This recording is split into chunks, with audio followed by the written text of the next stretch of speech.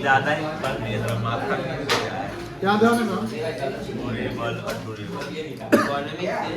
आज का लेक्चर 4 होगा कि 5 होगा? हाँ? हो गया, समझ गए तुम बात है। यहाँ देखो ध्यान से, पहला जो टॉपिक क्लासिफिकेशन ऑफ गुड्स ये हो गया है, क्लासिफिकेशन ऑफ गुड्स हो गया है, फाइनल गुड्स और इंटरमीडिएट गुड्स हो गया है। रूपक खड़े हो जाओ।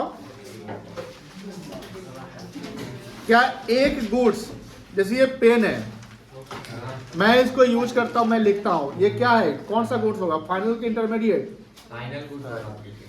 Very good. क्या ये इंटरमीडिएट किसी के लिए हो सकता है? किसके लिए हो सकता है? प्रोड्यूसर के लिए हो सकता है। चलिए, कंजम्पशन गुड्स कौन यूज करता है? बढ़ जाइए, आप बताइए प्राची, कंजम्पशन गुड्स कौन यूज करता है और कौन करता है? साक्षी तुम बताओ, कंजम्पशन गुड्स कौन यूज करेगा? कंज्यूमर। Very good. कितने कंज्यूमर है? कन्नू बताओ कितने कंज्यूमर है? आकाश तुम बताओ कौन कौन है? Very good. Household, government and non profit organisation, कोई दिक्कत नहीं है, ये ध्यान रखिएगा। चलिए, अच्छा बताओ पीयूष, ये लो, कैपिटल गुड्स कौन यूज करता है? कौन यूज करता है? प्रोड्यूसर यूज करता है। कैपिटल गुड्स पे जो इन्वेस्टमेंट होता है उसको कौन सा इन्वेस्टमेंट कहेंगे? नो। अब बताइए रितिका, कैपिटल गुड जो प्रोड्यूसर यूज करता है, उसको जो खर्च करता है, उसको क्या बोलते हैं? Sorry, fix. What fix? पूरा सिर्फ फिक्स। तुम बताओ प्राची। आर्या, इसको कहते हैं फिक्स्ड इन्वेस्टमेंट। बहुत जल्दी भूल जाते हैं आप लोग देखो ध्यान से, सिंपल सी बात है बेटा, जब तक घर पे रिवाइज नहीं करोगे कैसे काम चलेगा? आशुतोष बताइए, इंटरमीडिएट गुड्स पे कौन खर्च करता है? प्रोड्यूसर की हाउस होल्ड जो वो खर्च करता है उसको क्या कहते हैं? पूरा बोलते हैं इन्वेंट्री। देखिए, जब हम पढ़ाते हैं, समझाते हैं, तो आपको बहुत लगता है कि बहुत ही आसान है। ऑब्वियसली आसान है, लेकिन आसान और कब होगा? जब घर पे उसको देखेंगे, बनाएंगे तब, है ना?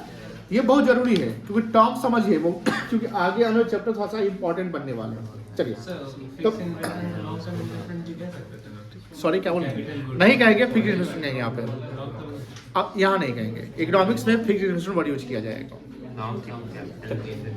अब देखिए, ये क्लियर है पूरा कॉन्सेप्ट? ये यानी ये पॉइंट क्लियर है? Yes sir. Concepts and components of consumption expenditure, C से डिनोट करते हैं।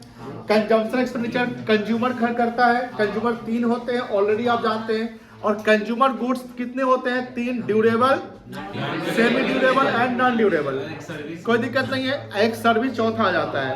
अब बताओ कि अगर कंज्यूमर के घर पे, यानी हाउस होल्ड के घर पे टीवी है, कौन सा गुड्स कहलाएगा? Durable, semi durable, non durable?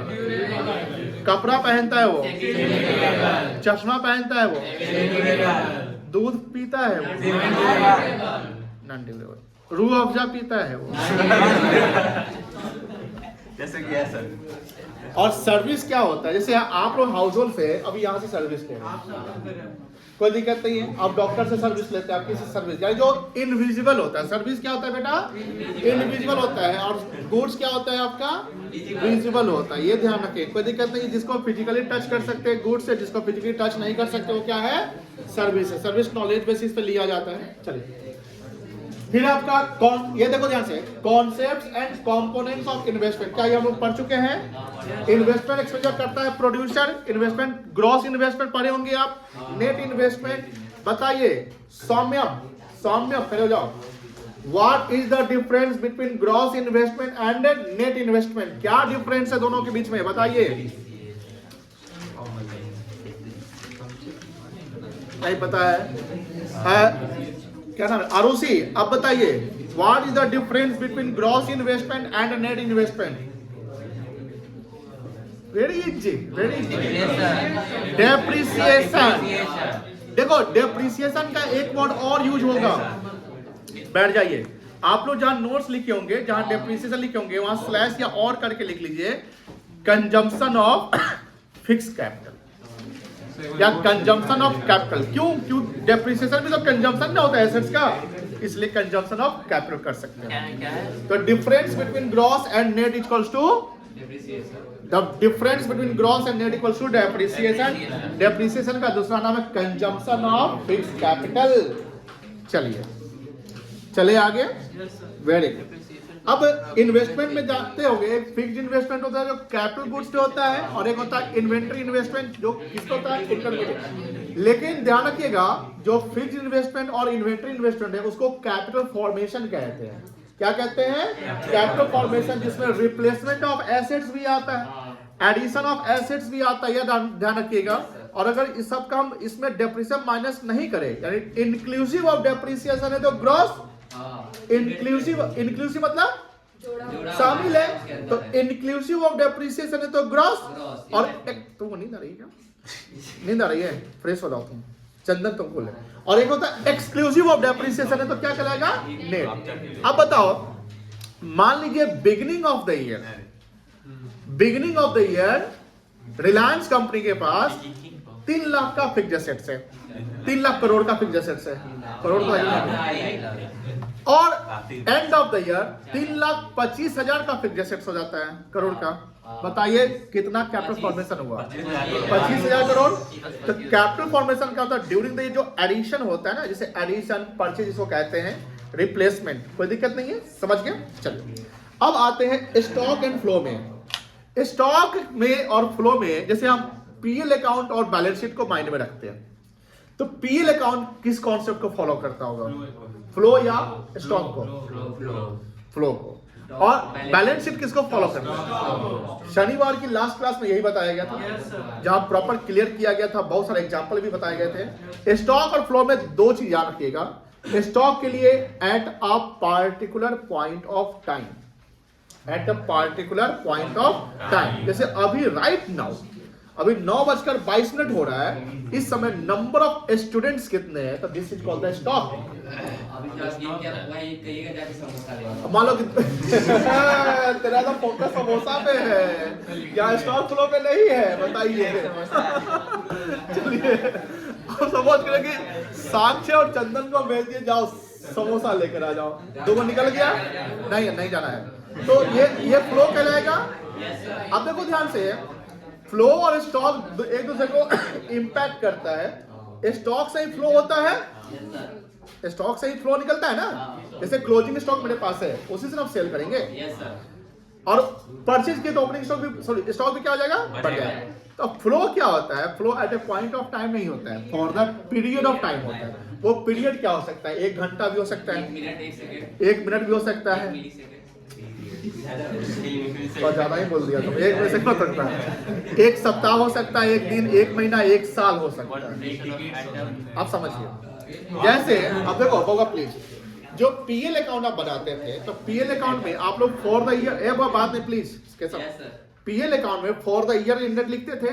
अब उसको लिखने का रीजन देखो, जब कभी पढ़िए, हम पहले बात बोलते हैं, जब कभी पढ़िए कोई भी चीज लिख रहे हैं, टीचर लिखवा रहे हैं, टीचर से पूछिए सर यहाँ फॉर द ईयर और यहाँ एज ऑन लिखवाए थे, हमको समझना है कैसे होगा। टीचर गुस्सा कर जाते हैं, समझे सर प्रणाम हम नहीं पढ़ेंगे, सर प्रणाम हम नहीं पढ़ेंगे। अरे गुस्सा काहे होंगे, सवाल पूछ लेते हैं। हाँ, अलबल सवाल मत पूछ दीजिए कि वो हमको मारा है तो हम कैसे मारेंगे। यहाँ तो आपने जेन्युइन सवाल पूछा कि फॉर द ईयर और एज ऑन जो लिखे आप, सर बैलेंस शीट में भी फॉर द ईयर क्यों नहीं लिखे आप हमसे सवाल तो पूछे थे, पूछने का मौका ही नहीं दिए होंगे आप, तो हम बता देंगे। ठीक है, फॉर द ईयर में क्या हो, पूरे साल का ना रहा है, तो पूरे साल यानी पर्चे जो लिखते हो, तो पर्चे पूरे साल में जो जो ट्रांजेक्शन्स होते हैं, सारे ट्रांजेक्शन पर्चे को जोड़ते हो, उसे balance trading sorry purchase account बनाते हो, पूरा परचेज कितना आता है, फिर ट्रायल में डालते हो, फिर पूरे साल का purchase for the year and, for the year purchase हमने इतना किया, फॉर द ईयर सेल इतना किया, that's why for the year लिखा था। लेकिन बैलेंस शीट में भी हम बताए तो उस समय भी कि at a point of time क्या है, हमने एग्जांपल भी बताया था कि सपोज करिए कि मेरे जैसे अभी कल कैश इन हैंड का एग्जांपल बताएंगे कुछ कल नहीं पहले, कि अगर आप at a point of time कोई भी चीज जो होता है वो स्टैट रहता है, लेकिन अगर उसमें कुछ टाइम गैप कर दोगे, जिसको टाइम डायमेंशन भी कह सकते हैं, क्या कह सकते हैं, व्हाट टाइम डायमेंशन, कीवर्ड सब ध्यान रखिएगा, टाइम डायमेंशन हो जाएगा तो क्या स्टॉक सेम रहेगा? नो सर, चेंज हो सकता है। आप नदी में पानी देखिए, जैसे जैसे कुंभ का मेला हुआ था, गंगा नदी का पानी सब क्या हो गया, कम गया ना, पूरा फ्लो होने लगा था, आउटफ्लो। तो सिंपल सी बात है, नदी, अच्छा हाँ, जो बहता नदी उसकी बात छोड़िए, जो स्टॉक नदी, जैसे कोई तालाब हो गया, तालाब समझ, वाटर टैंक हो गया, तो वाटर टैंक में जो पानी हो क्या है, स्टॉक है कि फ्लो है? स्टॉक है। पानी आप जो यूज करते हो क्या हो रहा है? बैंक में आपका 15 लाख रुपया बैलेंस हो, क्या है? 10 लाख निकाल लिए, क्या है? फ्लो है। हम आज 15,000 का शेयर खरीद लिए, स्टॉक 10,000 का शेयर बेच दिए, एक मिनट गलती बोला है, 15 शेयर हम खरीद लिए, क्या होगा? फ्लो होगा। खरीदे ना, खरीदे तो क्या हुआ? पहले से खरीद प्लीज प्लीज, जो हम खरीद रहे हैं ना वो फ्लो है। खरीदने के बाद मेरे पास स्टॉक इतना हो गया तो वो स्टॉक हो। मान लो कि मेरे पास रिलायंस का 15, मान लो कि रिलायंस इंडस्ट्री का मेरे पास 1000 शेयर है, तो वो क्या है, स्टॉक है। हम 2 शेयर और खरीद लेंगे तो फ्लो ना हो जाएगा। खरीदने के बाद 1002 हो जाएगा तो वो 1002 क्या हो जाएगा, फिर स्टॉक हो जाएगा। ठीक है, डिपॉजिट्स बताइए, फ्लो की stock, deposits, withdraw, balance, purchase, sales, salary, कोई दिक्कत नहीं है। Inventory, wealth, stock, capital, interest on capital, flow, very good, कोई दिक्कत नहीं। Birth rate, birth rate flow होगा। Death rate, population of a country, at a point of time ना, तो बढ़ रहा तो फ्लो हो रहा है, कुछ चीज तो बढ़ रहा घट रहा है। हम मेरे ध्यान सुनिएगा, आप जब कैलकुलेशन करोगे तो at a point of time population बताओ ना कि हाँ इतना बजकर इतना मिनट इतना सेकंड पे इतना पॉपुलेशन है। अब जैसे कुंभ में कितना नहाया, गवर्नमेंट का डेटा है, तो क्या गवर्नमेंट का एग्जैक्ट डेटा होगा? हो नहीं सकता है। ट्रेन भी एग्जैक्ट डेटा नहीं दे सकता है, क्योंकि ट्रेन में सब बहुत सारे WT रहे होंगे, कैसे दे सकता है? लेकिन हाँ, आप एक अनुमान लगा सकते हैं कि इतना हुआ हो। या आप मान लीजिए सपोज AI का यूज किए होंगे, जहाँ पर कोई जैसे नहीं होता है कि कुछ चीज जो नोटिस कर लेता है, कोई भी जैसे इन करेगा उस लाइन के ऊपर तो उसको काउंट कर लिया जाएगा, ऐसा कोई गवर्नमेंट किया होगा। तो ये समझ लीजिए कि स्टॉक और फ्लो का सिंपल सा difference, at a point of time stock हो गया, for the period of time क्या हो गया, फ्लो हो गया। कोई दिक्कत है? क्लियर है सब कुछ? यस सर, समझ में आ गया? चलिए, ये पढ़ा दिए थे ना? यस सर, किताब से नहीं पढ़े थे?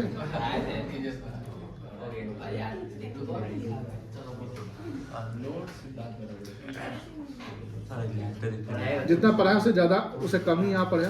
ऐसे इसको स्टॉक कॉन्सेप्ट पढ़ लो तो क्या लिखा होगा आराम से। रात में पढ़ता थी।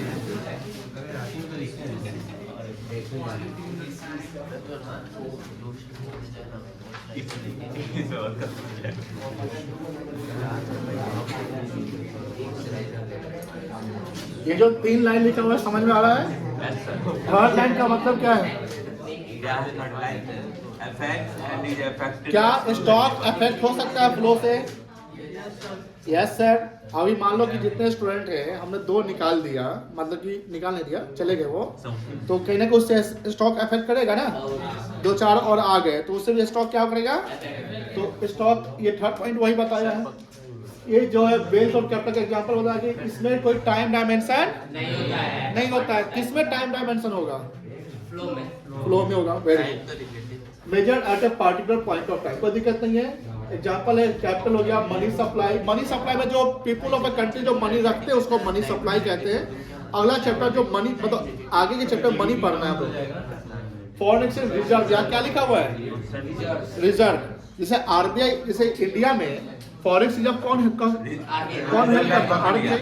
तो आरबीआई का फॉरेस्ट जब at a point of time कुछ बैलेंस होगा ना, stop population of a country, stop लेकिन बर्थ रेट और डेथ रेट क्या है, फ्लो।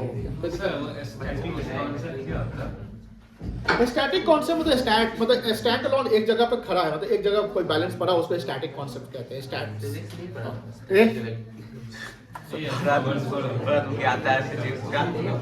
अब थोड़ा सा फ्लो के कॉन्सेप्ट्स को रीड आउट कर लीजिए। फ्लो कॉन्सेप्ट रीड आउट कर लीजिए।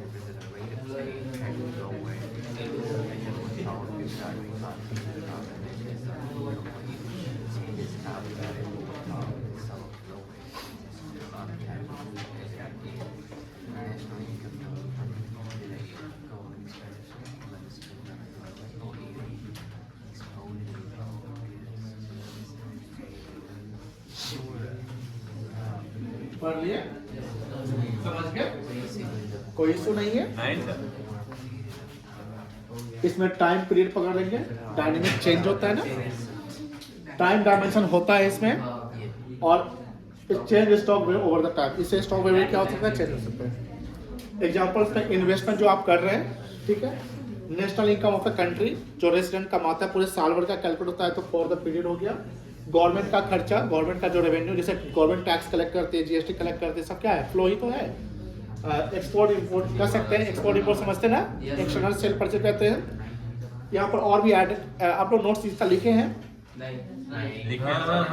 जो नोट्स लिखा है कॉपी लाया है, ऐड ऑन करो इसमें, birth rate death rate add on करो।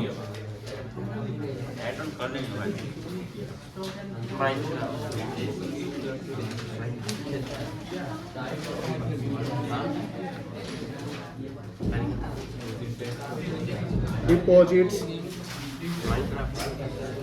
परचेज, सेल, रेवेन्यू, प्रॉफिट क्या प्रॉफिट फॉर द ईयर होता है, आप फ्लो हो जाएगा। बोलो, लिखो ना, लिखना लो, ऐड ऑन कर ऐड ऑन कर लो, कहीं कहीं इसको जोड़ देना, चाहे चलो जाएगा नहीं, लेकिन चला गया हुआ लास्ट में कहीं जाएगा। चलिए आगे बेटा, इसके डिफरेंस समझ लीजिए, डिफरेंस तो जानते होंगे, ये स्पेसिफिक पॉइंट ऑफ टाइम है स्टॉक, और ये पीरियड ऑफ टाइम, यानी पीरियड ऑफ पॉइंट पकड़ लीजिएगा। इसमें टाइम डायमेंशन नहीं होता है स्टॉक में, इसमें टाइम डायमेंशन होता है। ये स्टैटिक कॉन्सेप्ट करता है, ये डायनेमिक होता है। स्टैटिक मतलब कि जो स्टैंड अलोन है, जो चेंज नहीं होने वाला है, फिक्स्ड है, और डायनेमिक मतलब क्या होता है, चेंज होता है। तो फ्लो तो हमेशा चेंज करता है। अब एग्जांपल क्या है, capital, money supply, population, wealth कह सकते हैं, बैंक बैलेंस कह सकते हैं, है ना, इन्वेंट्री कह सकते हैं आप। इसमें investment, national income, expenditures, revenue, salary, purchase, sales, ये सब आ जाएगा आपका एग्जांपल्स। अब देखो, जब एग्जाम में लिखोगे या यहाँ टेस्ट लिखोगे, तो जितना यहाँ पर लिखा उतना ही लिखोगे, ऐसा नहीं है। आप अपने से और भी ऐड ऑन कर सकते हैं, जो मतलब निकला है इससे भी ज्यादा आप लिख सकते हैं। तो बच्चा तो क्या करता है, मोबाइल में कभी कभी चीटिंग कर लेता है, और जो रहता है उतना ही लिख लेता है। अरे मोबाइल से चीटिंग कर रहे हो, उतना लिख रहे हो, उससे ज्यादा लिख के दिखाओ, है ना। रियल लाइफ एग्जांपल समझ लीजिए। Imagine a water tank, the amount of water in the tank at a given moment, क्या है, स्टॉक है, और the water flowing into the tank per minute, क्या है आपका, सिंपल एज दैट। क्या मैथ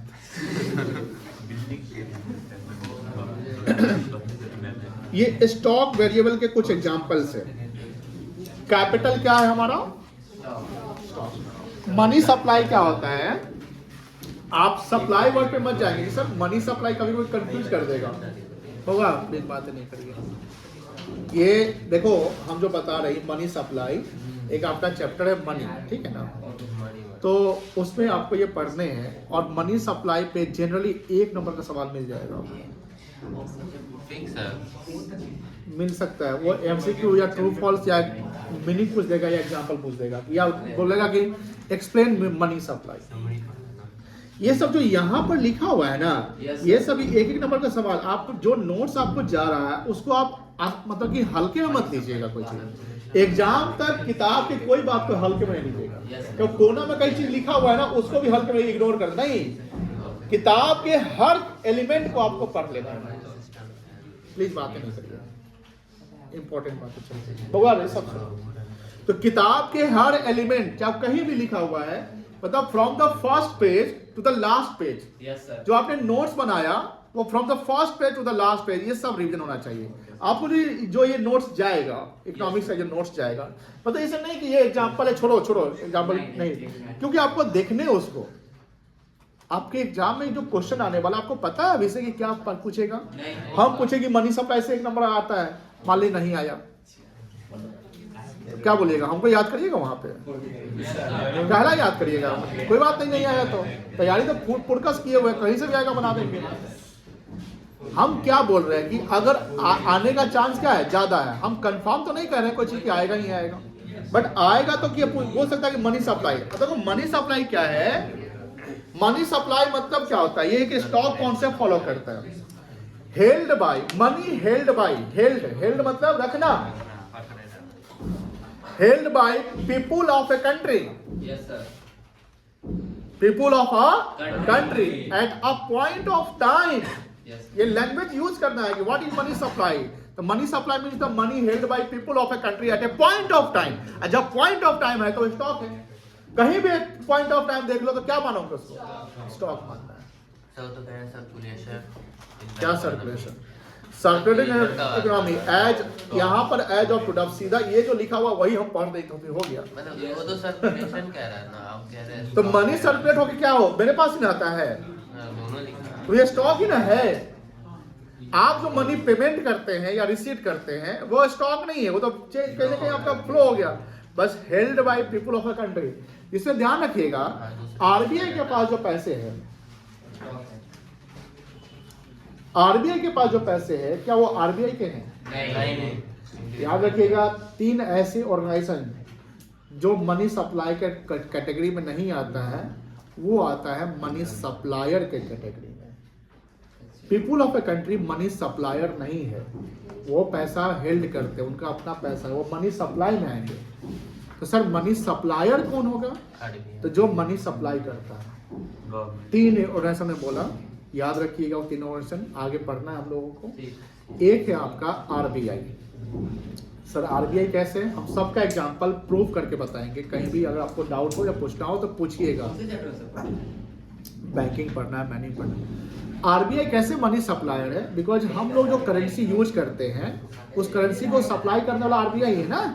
आप देखते हैं गवर्नमेंट, सॉरी जो नोट रहता है उसके ऊपर लिखा था रिजर्व बैंक ऑफ इंडिया, और उसमें गवर्नर लिखा आता है कि आई promise to pay sum of ₹500 to the bearer of this instrument, और बियरर का मतलब धारक। याद रखिएगा ये चीज हम अभी पहली बार बता रहे हैं, ऐसा नहीं है, अब बैंक रिकॉन्स में बताए होंगे, बिजनेस सर्विस जो पढ़ाए थे बीएसटी में वहां भी बताए थे। तो ध्यान रखिएगा, कोई चीज पहले पढ़ाया हुआ बाद में भी काम आ जाएगा। तो पहला आपने जान लिया कि आरबीआई हो सकता है। एक चीज और ध्यान रखना है, आरबीआई सिर्फ नोट छापता है, वो नोट ₹1 का छोड़ के सब नोट छापता है इंडिया में, सिक्का नहीं छापता है। मिनिस्ट्री ऑफ क्वाइंस जो है वो आरबीआई नहीं छापती है। जब क्वाइंस आप देखिए कभी तो उसमें रिजर्व बैंक ऑफ इंडिया नहीं लिखा रहता, उसमें भारत सरकार लिखा रहता है। आपके पास सिक्के हैं तो देख लीजिए, चेक करके, किसी के पास है निकाल चेक करिए। और नोट 500 का, 200 का, 100 का ले लो, देख लो, लेंगे नहीं तो लोगों से। क्या लिखा हुआ? भारत सरकार, अशोक स्थान दिया हुआ है, निकाल, बीसी का निकाल, कोई दिक्कत नहीं, उसमें कहीं भी आरबीआई का जिक्र नहीं है। तो दूसरा मनी सप्लायर हो गया, दूसरा मनी सप्लायर कौन हो गया? गवर्नमेंट ऑफ, नहीं, गवर्नमेंट ऑफ इंडिया का एक मंत्रालय है, फाइनेंस, मिनिस्ट्री ऑफ फाइनेंस। ₹1 का नोट नहीं है, वो भी जो है गवर्नमेंट ऑफ इंडिया सप्लाई करती है, गवर्नमेंट ऑफ इंडिया सप्लाई छापती है, जिसका मंत्रालय मिनिस्ट्री ऑफ फाइनेंस है।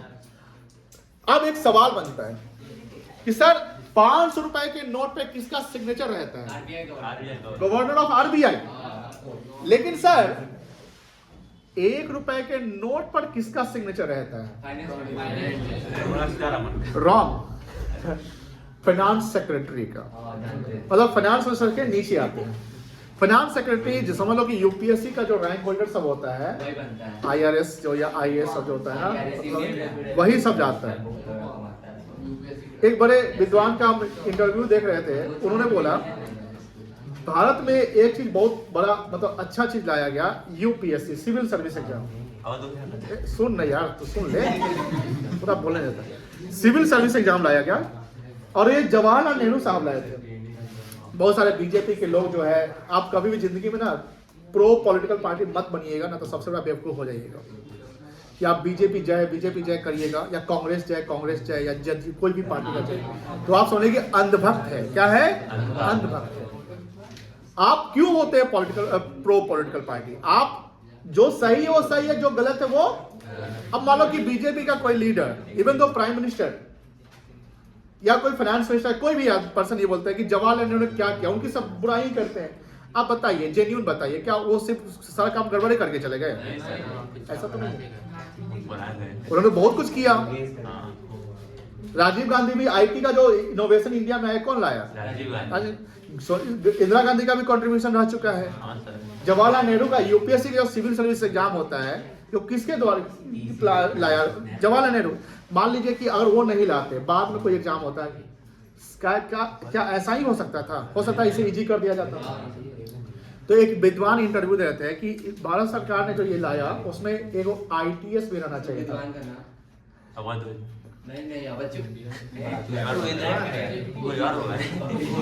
इंडियन टीचिंग सर्विस, जैसे इंडियन एडमिनिस्ट्रेटिव सर्विस होता है ना, इंडिया में टीचर साहब का भी एक सिविल सर्विस का एग्जाम होना चाहिए था कि कोई टीचर भी बनता और टीचर से जो स्टूडेंट बनता, तो वहां पर की एक लेवल होना चाहिए था टीचर का भी। अच्छा बात बोले थे, छोड़िए कौन विद्वान बोले थे। आगे देखिए बउआ प्लीज, ए ऋषभ तुम बड़ा बात करता है, वो विद्वान का नाम नहीं मिलेगा गूगल पे, तो गूगल पे सर्च कर रहा है। हाँ तो मनीष, हाँ 2-3 से बता रहे थे। पहला क्या था? आरबीआई। पहला कौन है? दूसरा कौन है? और तीसरा है कॉमर्शियल बैंक। तीसरा कौन है?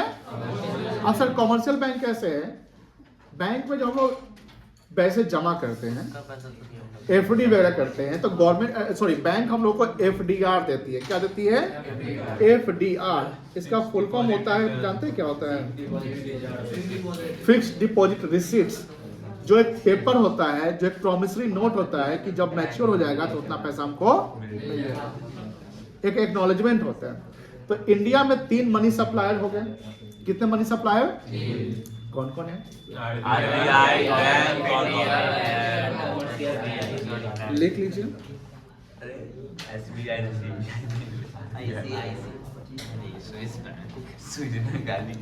आरबीआई को सेंट्रल बैंक भी बोलते हैं। दिल्ली सेंटर में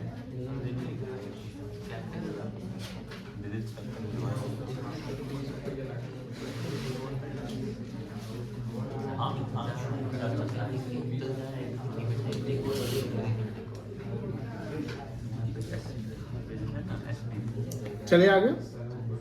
चलिए आगे उसका लिखा हुआ है पॉपुलेशन भी स्टॉक है बेटा, जानते होंगे। The total of people living in India on first, कोई डेट ले लिया, उसका wealth of a person, date of a country. Date मतलब जो आप वर्ल्ड बैंक आईएमएफ से कर्ज लेकर रखे हुए, कोई दिक्कत नहीं है।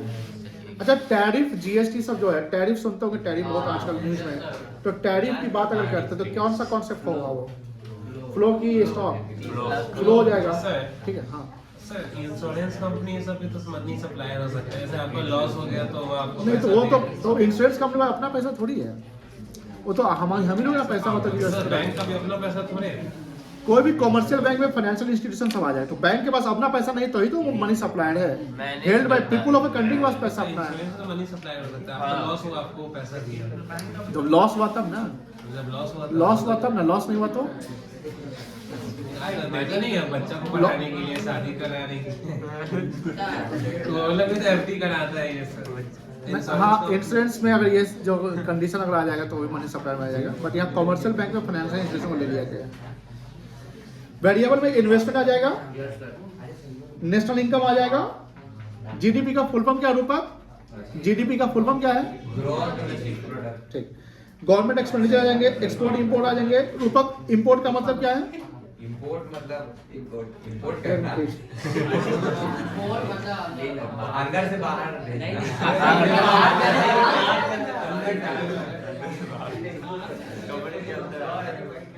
कोचिंग से बाहर कर दिए तो हो गया इंपोर्ट उल्टा बोल रही है। पूरा बोलो, सीधा बोलो। सर एक मिनट, फुल बाहर से अंदर हो गई। तो कोचिंग से मतलब बाहर से तो आया, छता चौक से यहाँ घुस गया तो एक्सपोर्ट हो गया। अबे कौन बाहर यार, ठीक से बोल ना।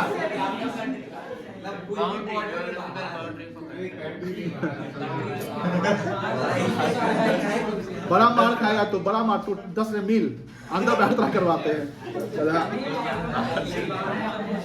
सेविंग समझ रहे हैं ना, प्रोडक्शन समझ रहे हैं। लिट्टी बाहर से अंदर आया, इंपोर्ट हो गया। म्यूचुअल डिपेंडेंस जो आपने बताया कि दोनों एक दूसरे में क्या है, डिपेंडेंट है। इसको पढ़िए जल्दी।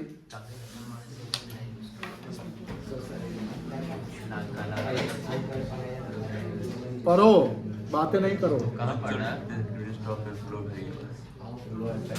एक बार नीचे की जाएगा एकदम नाम नहीं करेंगे। ऐसे कीजिए ना, एक second.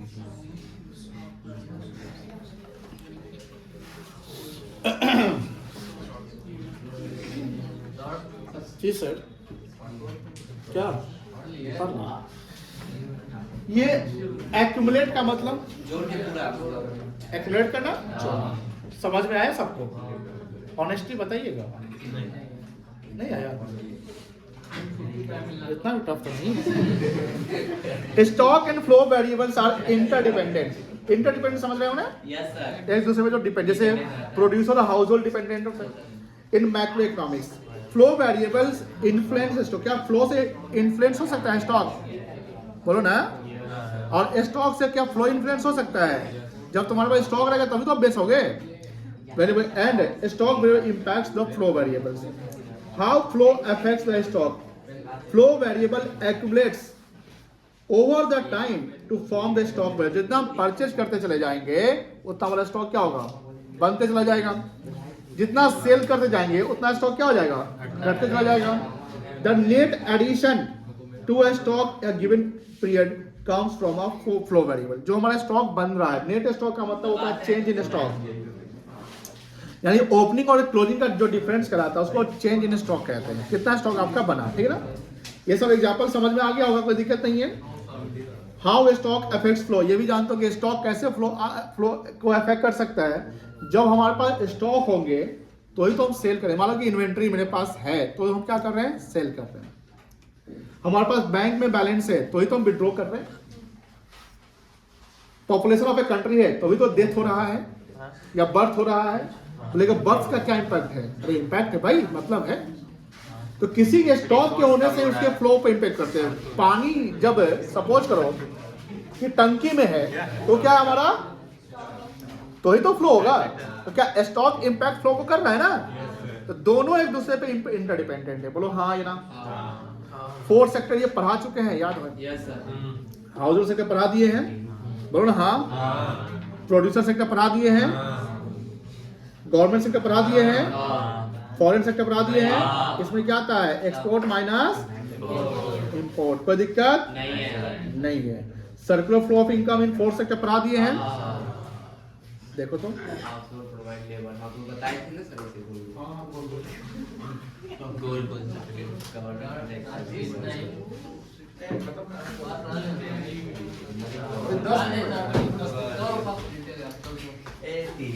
House hold sector labour को, अच्छा लेबर का स्पेलिंग ध्यान रखिएगा, ठीक कर लीजिएगा। लेबर कोई दिक्कत नहीं है। उससे क्या, अच्छा लेबर बताओ, एक ये सब खड़े हो जाओ बेटा, मुझे बताओ लेबर क्या है? रियल फ्लो है कि मनी फ्लो है? रियल फ्लो है। ये फैक्टर प्रोडक्शन किसके लिए है? किसके लिए है? बताए थे, बढ़िया से बताए थे। फिर से बोलिए। ये फैक्टर प्रोडक्शन है कि नहीं, पहले बताइए। है किसके लिए है? फॉर्म के लिए वेरी गुड, फर्म के लिए है। और किसके लिए? अब हाउस होल्ड के लिए फिर क्या है ये? Consumption. No no no, factor, आगे में एक वर्ड यूज करते हैं फैक्टर, एस से यूज होता है, फैक्टर एस से यूज होता है। अगला वर्ड फैक्टर सर्विस, पूरा डिफरेंशिएट कर दिए थे कि फैक्टर सर्विस किसके लिए है और फैक्टर प्रोडक्शन किसके लिए है। याद आया ना तुझे? फॉर्म प्रोड्यूस गुड्स, उससे फॉर्म को रेवेन्यू आएगा, वो प्रोडक्शन को और बढ़ा देगा, गवर्नमेंट दोनों से टैक्स कलेक्ट करेगा, provide public goods and service, उससे गवर्नमेंट क्या करेगी, सर्विस देगी, है ना, जैसे इंफ्रा वगैरह सब होता है। Foreign sector enables trade, foreign sector जितना, जैसे कल क्या है इंडिया में ना FII खूब शेयर खरीदा, तो डोनाल्ड ट्रंप धमकी दिया इंडिया को कि तू टैक्स लगाएगा तो हम भी लगाएंगे। कहीं ना कहीं कल क्या जो टेक्निकल चार्ट बोल, टेक्निकल एनालिसिस कर लीजिए कि सुबह 9 बजे अगर कोई बोलता कि आज का शेयर मार्केट क्या स्थिति होगा, तो सब बोलता क्रैश करेगा, इवन तो हम भी बोलते रहे क्रैश कर जाएगा, जो हम मतलब कि मन दुख था कितना टूट चुके हैं और टूटना है। लेकिन जब हम 9:30 बजे खोलते हैं अपना, मतलब थोड़ा सा देखने का मन कर जाता है कभी कभी लॉस में, तो देखे तो पूरा ग्रीन है। ग्रीन क्या 10% मेरा शेयर भागा हुआ है, अडानी का 10%, IIFL 10%। तो कल अनएक्सपेक्टेड प्रॉफिट हुए, अनएक्सपेक्टेड क्या हुए, कल लगभग 2 लाख करोड़ का प्रॉफिट हुआ इंडियन से।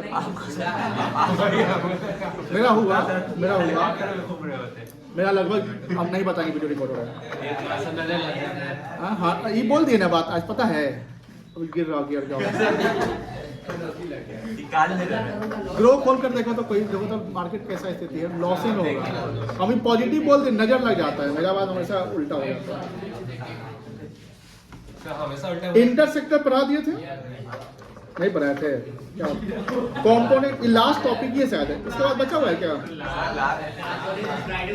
लाल है ना, हम बोलबे नहीं करेंगे अब कभी भी। उल्टा बोली था, उल्टा बोली खराब है। पढ़ बोलो।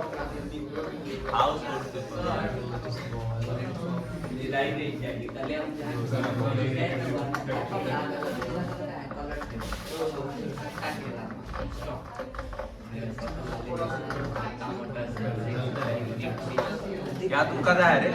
यही तुम हरकत करते रहोगे, चकारी कर रहा है, क्या कर रहा है उसके साथ? क्या कर रहा है उसके साथ? ए बोला बात नहीं, प्लीज पढ़ो, ए पढ़ाई कर, नहीं गुस्सा नहीं हुआ, पढ़ाई करो। तुम पढ़ाई करता नहीं, खाली बतियाते रहते हैं।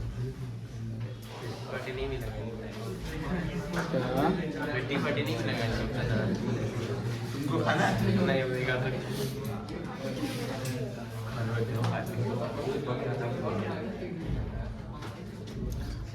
कंपोनेंट समझते हो क्या होता है? कंपोनेंट क्या होता है? Component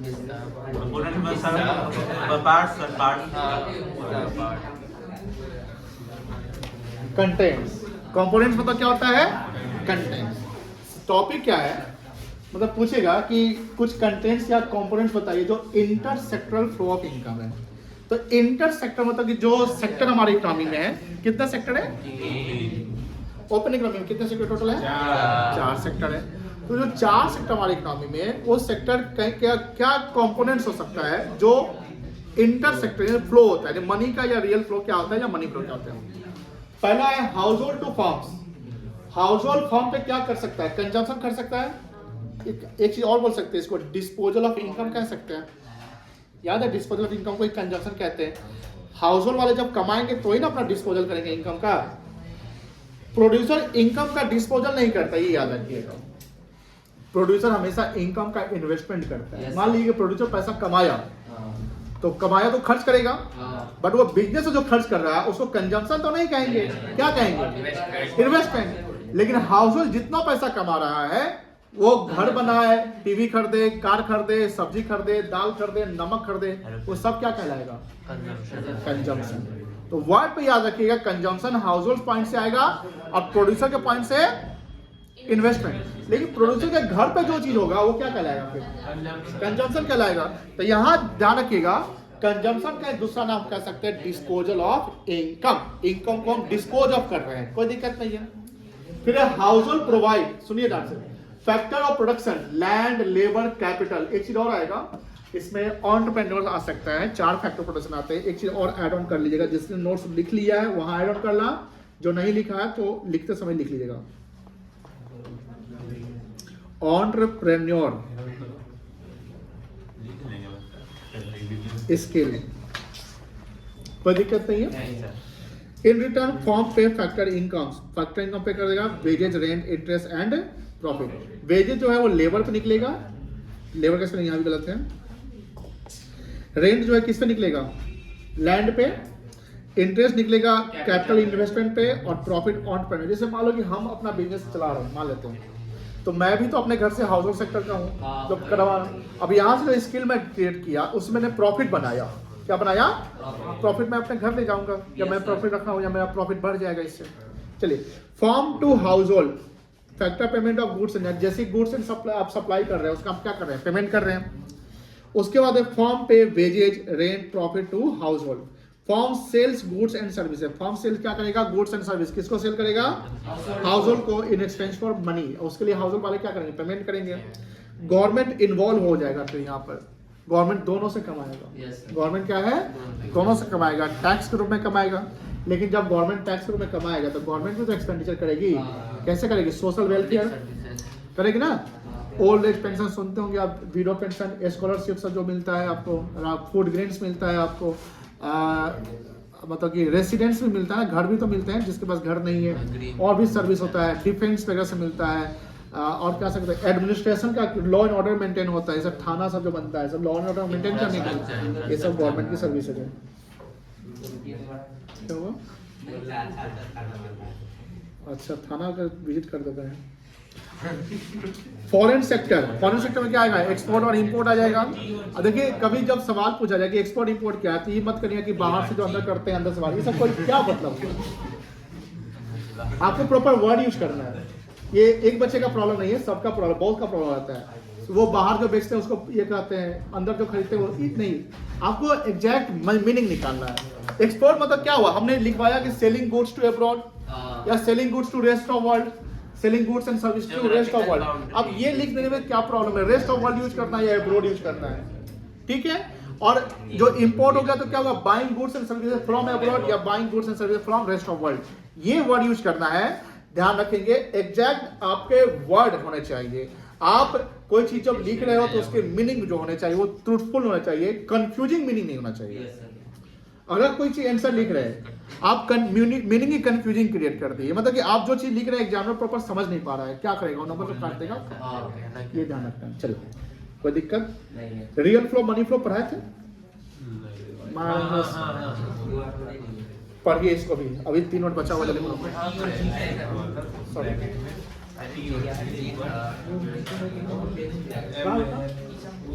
x for export, M for import, ये तो ऑलरेडी।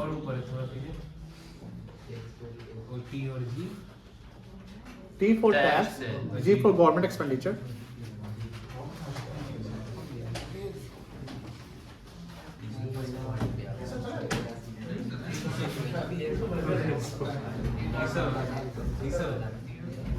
खत्म करा देते हैं। रियल फ्लो समझ गए? Yes sir. एक बच्चा हाँ बोला है। तुम समझा रियल फ्लो? नहीं समझा, वेरी गुड। आशुतोष तुम समझा? पढ़ ही रहे थे। रियल फ्लो में क्या देखना है, गुड्स एंड सर्विस का जो फ्लो होता है। जैसे समझिए, मान लीजिए अभी हम पढ़ा रहे हैं, अभी क्या करें हम, एक प्रोड्यूसर हाउस होल्ड वाले को क्या दे रहा है, सर्विस, तो ये क्या कहलाएगा, रियल फ्लो।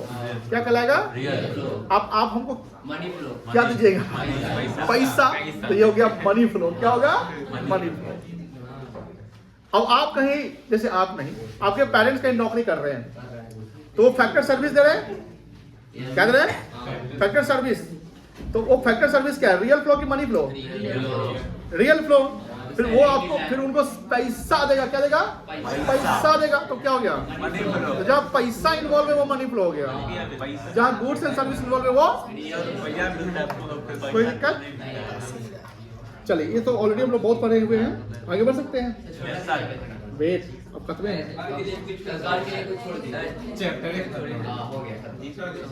रुक जा मेरे भाई, रुक जा।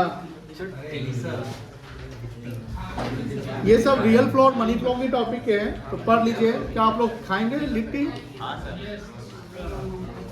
मेजोरिटी बताओ, हाथ उठाओ तो जो खाएगा, कोई नहीं खाएगा लगता है। अब लोग खाएंगे, खा लीजिए, तो फिर कल होके बोलिए खिला भी नहीं करते बोल के, जाओ ले लेके आओ। लोगों पहले बच्चे काउंट कर लो। एहसान नहीं खाएगा है ना, एहसान तो ये है।